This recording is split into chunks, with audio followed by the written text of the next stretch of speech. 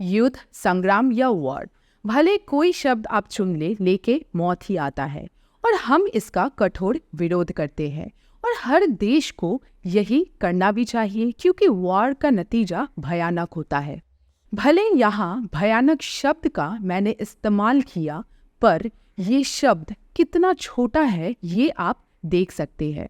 पर इजराइल ने अब फॉर्मल वॉर डिक्लेयर कर दिया है गाजा के विरुद्ध। पर ऐसा हुआ क्यों? आज के वीडियो में हम पूरे विस्तार से इस इजराइल कॉन्फ्लिक्ट को समझेंगे। मैं हूं अन्वेषा और आप देख रहे हैं ASLC इंस्टीट्यूट का यूट्यूब चैनल लूसिड स्ट्रीमिंग।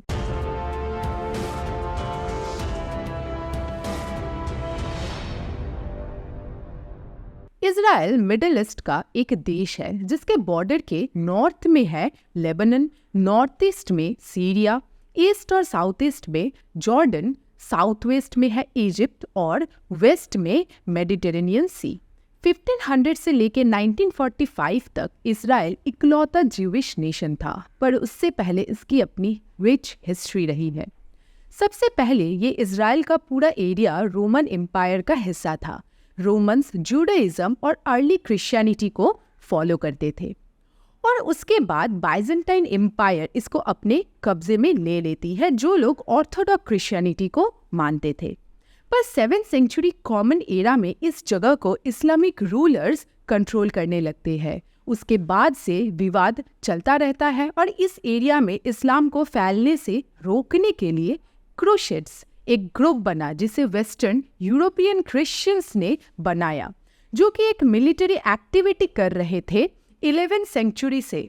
उनका मूल उद्देश्य यही था कि ईस्टर्न मेडिटेरेनियन, जो कि क्रिश्चियन लोगों का लैंड था, उसे वापस इस्लाम से जीतना। और जिस जगह पर सबसे ज्यादा विवाद हो रहा था वो था करंट डेट पैलेस्टीन का एरिया। 1918 में जब वर्ल्ड वॉर 1 खत्म हुआ, उस समय इस एरिया में फाइनली जो ओटोमन एम्पायर रूल कर रहा था वह कोलैप्स हुआ। बहुत सारे इस्लामिक रूलर्स ने इस एरिया को रूल किया था, जिसमें लास्ट था ये ओटोमन एम्पायर। ओटोमन एम्पायर को एक टर्किश ट्राइब ने बनाया था जो इस्लाम को मानते थे और इसके बाद से इस जगह का पूरा कंट्रोल ब्रिटिशर्स को दिया गया। अब ब्रिटिशर्स के आने से काफी समय पहले से ही ज्यू लोग अपने लिए एक अलग होमलैंड की मांग कर रहे थे, क्योंकि ये इजराइल का एरिया पहले ज्यू लोगों का ही हुआ करता था और इस उद्देश्य से कुछ ज्यू लोग आ पहुंचते हैं पैलेस्टाइन। पर माइग्रेशन तेजी से बढ़ने लगता है जब नाजी जर्मनी में और वर्ल्ड के और कई क्षेत्रों में ज्यूज को प्रोसिक्यूट किया जाने लगता है। इससे पैलेस्टीन एरिया में टेंशन और गहरा हो जाता है, क्योंकि पैलेस्टीन में अरब पॉपुलेशन सदियों से रह रही थी। 1923 से लेके 1948 तक ब्रिटिशर्स इस जगह को कंट्रोल करने की कोशिश में जुटी थी, पर वायलेंस इतना बढ़ गया कि यूनाइटेड नेशंस इस एरिया को पार्टीशन करने का डिसाइड करती है और ज्यू और अरब लोगों की टेरिटरी अलग कर देती है। मई 14, 1948 को इजराइल को स्टेटहुड दिया जाता है और उसके ठीक एक दिन बाद ब्रिटिशर्स वहां से निकल जाने का डिसाइड करती है। पर इस डिसीजन से इमीडिएटली ज्यूज और अरब्स के बीच क्लैशेस शुरू हो जाते हैं और शुरू हो जाता है सबसे पहला अरब इजरायली वॉर। इजराइल के इंडिपेंडेंस डिक्लेयर होने के एक दिन के अंदर इजिप्ट, जॉर्डन, इराक, सीरिया और लेबनान से अरब फोर्सेस पैलेस्टीन के ईस्टर्न और साउथर्न रीजन पर कब्जा कर लेती है और उसके बाद जेरूसलम 2 हिस्सों में बंट जाता है। ईस्ट जेरूसलम को दखल करती है जॉर्डेनियंस और वेस्ट जेरूसलम को इजराइलीज। 1949 तक नगेव, जो कि इजराइल का साउथर्न पार्ट है जिसमें ऑलमोस्ट आधा पैलेस्टीन ही आ जाता है, उस पूरे एरिया को अपने कब्जे में लेने में सक्षम होती है इजराइल। सिर्फ गाजा स्ट्रिप को वह कब्जा नहीं कर पाती। इस वॉर के बाद इजराइल और उसके आसपास के स्टेट्स के बीच एक टेम्पररी बाउंड्री फिक्स होती है और इजराइल इस वॉर को वॉर ऑफ इंडिपेंडेंस के तौर पे याद करती है। अरब वर्ल्ड में इस वॉर को कहा जाता है नकबा, जिसका मतलब यही है कि डिजास्टर, क्योंकि सैकड़ों लोग इस वॉर के कारण बेघर हुए थे। इसके बाद 1956 में सूज क्राइसिस शुरू होता है, जब इजिप्ट के प्रेसिडेंट बनते हैं जमाल अब्देल नासेर, जो अरब नेशनलिस्ट थे। वह सूज कैनल को नेशनलाइज कर देते हैं, जो यूरोप और एशिया की वाटरवेज को कनेक्ट करती थी। इजरायली जहाज़ों को सूज कैनल इस्तेमाल करने से बैन कर दिया गया, जिससे इजराइल इजिप्ट के सिनाई पेनिनसुला पर हमला करती है।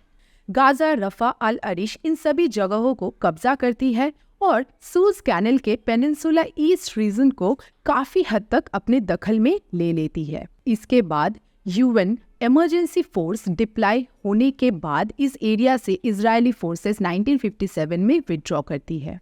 इसके बाद वापस 6 दिन का वॉर शुरू होता है 1967 में, जब वापस अरब और इजरायली फोर्सेस आपस में लड़ पड़ते हैं।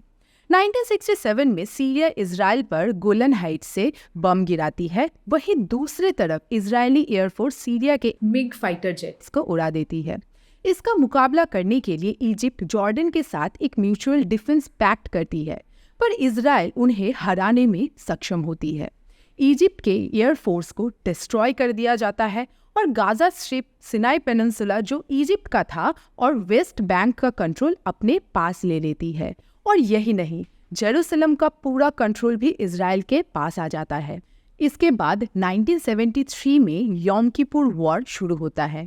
इजिप्शियन फोर्सेस सूज कनाल को पार करती है और सीरिया के फोर्सेस गोलन हाइट्स को। इस बार पूरे तैयारी के साथ वो आते हैं और इजरायली आर्मी को भारी नुकसान उठाना पड़ता है। फिर भी इजरायली आर्मी काफी हद तक सीरियन टेरिटरी में घुस जाती है और वेस्ट बैंक पर भी दखल बनाए रखती है।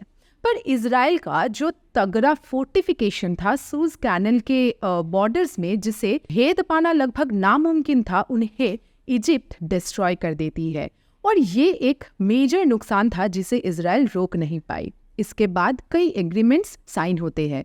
इजराइल और इजिप्ट एक पीस ट्रीटी साइन करती है 1979 में। सिनाई पेनिनसुला को इजिप्ट को लौटा दिया जाता है और इजिप्ट भी ये मान लेती है कि इजराइल इंडिपेंडेंट स्टेट की तरह एग्जिस्ट कर सकता है। पर फिर 1982 में इजरायलीज और पैलेस्टीनियंस के बीच टेंशन शुरू हो जाती है। इजराइल बेरूत और साउदर्न लेबनान पर बम गिराती है, जहां पैलेस्टीन लिबरेशन ऑर्गेनाइजेशन का स्ट्रॉन्ग होल्ड था। पीएलओ एक अम्ब्रेला ऑर्गेनाइजेशन था जो वर्ल्ड के सभी पैलेस्टीनियंस को रिप्रेजेंट करता था और उन अरब्स और उनके डिसेंडेंट्स को भी रिप्रेजेंट करता था जो इजराइल स्टेट बनने से पहले इजराइल में रहते थे। उसके ठीक एक दिन बाद इजराइल लेबनान पर हमला कर देती है, बेरूत के आउटस्कर्ट्स तक पहुंच जाती है, पर उसके बाद इजरायली गवर्नमेंट राजी हो जाती है पैलेस्टीन लिबरेशन ऑर्गेनाइजेशन के साथ नेगोशिएशंस के लिए। 1985 में जाके इजराइल कंप्लीटली लेबनान से विड्रॉ कर लेती है। पर फिर 2006 में सेकेंड लेबनान वॉर शुरू होता है। हजबोला नाम का एक मिलिटेंट ग्रुप था, शिया मुस्लिम्स जो सबसे वीक ग्रुप था लेबनान में, ये उन्होंने ही बनाया था ईरान के साथ कोऑर्डिनेट करके, क्योंकि ईरान एक ऐसा देश है जहां 99.4% मुस्लिम पॉपुलेशन है और उनमें से ऑलमोस्ट 95% शिया मुस्लिम्स है। 1982 में लेबनान से इजरायलियों को हटा के लेबनान को एक इस्लामिक रिपब्लिक बनाने के लिए हजबोला बना था और ये एक टेररिस्ट ऑर्गेनाइजेशन है। इस ग्रुप ने 2006 में एक ऑपरेशन चालू किया जिससे वह इजराइल पर प्रेशर बना के लेबनीज प्रिजनर्स को इजरायली जेल से छुड़वाना चाहते थे और इसके लिए उन्होंने बहुत से इजरायली सोल्जर्स को मार डाला और कईयों को बंदी बनाया। इजराइल ने भी अपने सोल्जर्स को लेबनीज प्रिजन से छुड़वाने के लिए ऑपरेशंस लॉन्च कर दिया। 34 दिन तक वॉर चला और सैकड़ों लेबनीज लोग भी मारे गए। इसके बाद मामला थोड़े दिन तक थोड़ा शांत रहा, पर 2017 में वापस शुरू हो गया। इजरायली गवर्नमेंट जबरदस्ती पैलेस्टीनियंस के आने जाने पर रोक लगा देती है गाजा स्ट्रिप में और अनलॉफुल तरीके से इजराइल के सिटीजन्स को वेस्ट बैंक के इलाके में सेटल करवाने लगती है। वेस्ट बैंक के इलाकों में इजरायली लोगों के साथ बढ़िया ट्रीटमेंट किया जाता था। उनके रहने के लिए 2000 घर तक बनवाए गए। वहीं पैलेस्टीनियंस के साथ बर्ताव काफी हार्श था। यहाँ तक पैलेस्टीनियंस लोगों के घर तुड़वा दिए और उन्हें किसी भी बिल्डिंग में रहने को परमिट नहीं दिया, जिससे काफी सारे लोग बेघर हो गए। गाजा के लोगों को काफी सफर कराया जाता था। इजिप्ट के बॉर्डर्स जो गाजा से जुड़े थे उन्हें कंप्लीटली सील कर दिया गया और गाजा के लोगों को बेसिक नीड्स जैसे इलेक्ट्रिसिटी, पानी, मेडिकल केयर, एजुकेशन, इन सब पर रोक लगा दी गई। हालत ऐसी हो गई थी कि लोगों को दिन के सिर्फ 4 घंटे भी बिजली नहीं मिलते थे। उन्हें अपनी जिंदगी बिताने के लिए डोनेशंस पर डिपेंड करना पड़ता था। इससे टेंशन्स बढ़ने लगे और गाजा के लोग इजरायलीज को जहां भी देखते थे डायरेक्ट गोली मार देते थे। बहुत खून खराबा हुआ दोनों ही तरफ से। और इसके बाद सबसे बड़ा न्यूज़ आया, ट्रंप ने जेरूसलम को इजराइल का कैपिटल रिकॉग्नाइज कर दिया, जिससे गाजा स्ट्रिप पे अटैक्स शुरू हो गए। अल अस्का मॉस्क का एरिया वो था जहां सबसे ज्यादा प्रोटेस्ट हो रहे थे। मक्का मदीना के बाद वर्ल्ड के सारे मुस्लिम्स इसी जगह को सबसे पवित्र मानते हैं, पर कई ज्यूविश लोग क्लेम करते हैं कि ये उनका होली प्लेस है। उनका कहना ये है कि वहाँ 3000 साल पहले बिब्लिकल किंग सोलोमन ने पहले मंदिर बनवाया था। दोनों ही कम्युनिटीज इस जगह पर प्रे करने आती है और आए दिन क्लैशेस होते हैं। 1996 के क्लैश में 80 लोग वहां मारे भी गए थे और दंगा यहाँ खत्म कभी हुआ ही नहीं।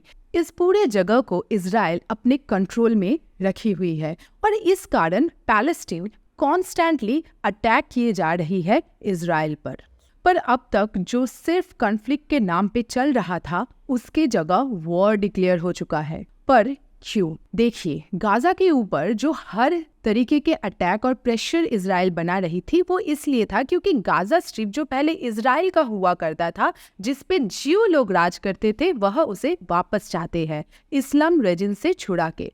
पर जो मेन मिलिटेंट ग्रुप हमास यहाँ ऑपरेट कर रही है, उनके 7 अक्टूबर 2023 के अटैक को रेजिस्ट करने में इजराइल नाकाम रही। हमास वो मिलिटेंट ग्रुप है जो पूरे गाजा स्ट्रिप को कंट्रोल कर रही है। इसे एक टेररिस्ट ग्रुप का ठप्पा लग चुका है। ये ग्रुप सुइसाइड अटैक्स करती है इजरायली सिविलियंस पर और इजरायली सोल्जर्स को किडनैप करती है और मार डालती है। जो पैलेस्टाइन लिबरेशन ऑर्गेनाइजेशन था, काफी नरम स्वभाव का था और वह इजराइल की एग्जिस्टेंस को मानती थी। वहीं हमास पूरी तरीके से इजराइल के एग्जिस्टेंस को नकारती है। ये ग्रुप हर हाल में पैलेस्टीन स्टेट और मेडिटेरेनियन ईस्ट से लेके जॉर्डन रिवर तक इस्लामिक आउटस्प्रेड को मिटने नहीं देना चाहती और पूरे गाजा स्ट्रिप पर अपना कब्जा बनाए रखी है। अक्टूबर 7 के अटैक के बाद अब सैकड़ों इजरायलीज हमास के हॉस्टेजेस है और सैकड़ों लोग मारे भी गए हैं। अब इस अटैक से ऐसा नहीं है कि पैलेस्टीन की कोई अलग स्टेट बन जाएगी, बल्कि ये एक नया सिलसिला शुरू हुआ है वायलेंस का। वायलेंस के पीछे 2 रीजंस बताए जा रहे हैं। पहला तो ये कि हमास पैलेस्टीनियन अथॉरिटीज के साथ मिल के लीडरशिप एस्टैब्लिश करना चाहती है और इन अटैक से उन्हें लगता है वह ये अचीव कर लेंगे। इसके अलावा पैलेस्टीन गवर्नमेंट ने एक ओस्लो पीस ट्रीटी साइन किया था इजराइल के साथ, जिसमें कभी भी अलग पैलेस्टाइन स्टेट बनाने की बात करी ही नहीं गई थी। करेंटली हमास के साथ जो भी होगा उससे पैलेस्टीन का फेट डिटरमाइन होगा। और दूसरा, हमास ईरान के गाइडेंस से ये चाहती है कि इजराइल के बाकी के अरब देशों के साथ जो डिप्लोमेटिक रिलेशंस एस्टैब्लिश हुए हैं या हो रहे हैं वह हमेशा के लिए खत्म हो जाए, specially Saudi Arabia. Recently Joe Biden के नेतृत्व में सऊदी और इजरायलीज के बीच पीस एग्रीमेंट की बातचीत चल रही थी, जो अगर सक्सेसफुल हो जाएगी तो गल्फ स्टेट्स और इजराइल के बीच एक अलायंस बन जाएगा और अमेरिकन पावर भी इस रीजन में एस्टैब्लिश हो जाएगा।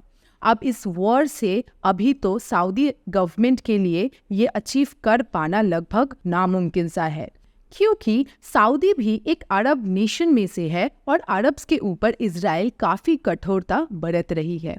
तो समझ रहे हो वर्ल्ड पॉलिटिक्स किस तरह चीज़ें यहाँ होती हैं। पर इन सब के ऊपर सच एक ही है कि कई मासूम जाने जा रही है और आगे भी जाएंगी, पर हम ऐसा बिल्कुल भी नहीं चाहते। सो रियली प्रेइंग कि ये वॉर जल्द से जल्द खत्म हो जाए किसी भी तरह। अगर इंडिया की आप इस मामले में पोजीशन को समझना चाहेंगे तो हम इस पे एक सेपरेट वीडियो ज़रूर बनाएंगे कि किस तरह भारत को इस इशू से फ़र्क पड़ता है, पर उसके लिए आपको कमेंट्स में हमें बताना होगा। वीडियो से आपको अगर वर्ल्ड पॉलिटिक्स के बारे में सीखने को मिला तो प्लीज़ इस वीडियो को लाइक करें, दोस्तों के साथ शेयर करें और लूसिड स्ट्रीमिंग को सब्सक्राइब करना ना भूलें। Thanks for watching.